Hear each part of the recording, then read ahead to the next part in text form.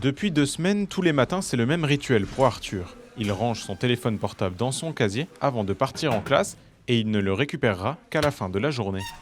Je trouve que c'est bien parce qu'on pense moins à notre téléphone et du coup c'est mieux, on réfléchit plus en cours, juste pour regarder l'heure ou des trucs comme ça et du coup maintenant on n'a plus la tentation de le faire. Comme lui, tous les élèves du collège Jean Renoir de Montier-en-Der font de même. Une nouvelle habitude qui plaît et qui rassure. Moi je trouve que c'est une bonne idée parce que par exemple dans les vestiaires en sport, il y a certaines filles qui les sortaient et elles prenaient des photos donc peut-être qu'on pouvait apparaître sur la photo sans qu'elles le voient. Donc c'est bien qu'ils ont enlevé parce que on se change et on est sur la photo donc c'est bien. C'est une bonne idée parce que les élèves ils sortent le téléphone pendant les cours et ils filment et après ils postent sur TikTok et tout donc c'est pas plus mal. Déjà interdit auparavant en classe, le téléphone n'est maintenant même plus une tentation pour regarder l'heure ou envoyer des messages. Pour les enseignants aussi, les bénéfices sont là.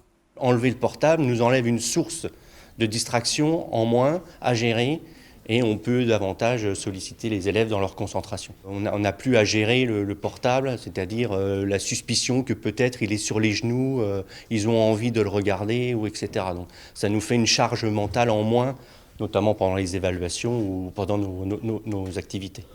L'établissement Haut-Marnais a décidé de se porter volontaire pour expérimenter la pause numérique, une action gouvernementale pour renforcer l'interdiction des téléphones portables dans les collèges. Ça se passe très bien, les élèves ont pris bien conscience de l'enjeu. On n'est pas du tout dans la sanction ni la punition, on est vraiment dans l'accompagnement.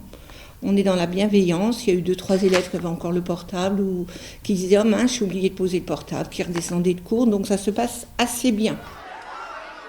L'enjeu est avant tout éducatif en y associant les parents et notamment contribuera à la prévention du harcèlement scolaire. L'objectif est vraiment de limiter cette exposition aux écrans des élèves sur toute la durée du temps scolaire.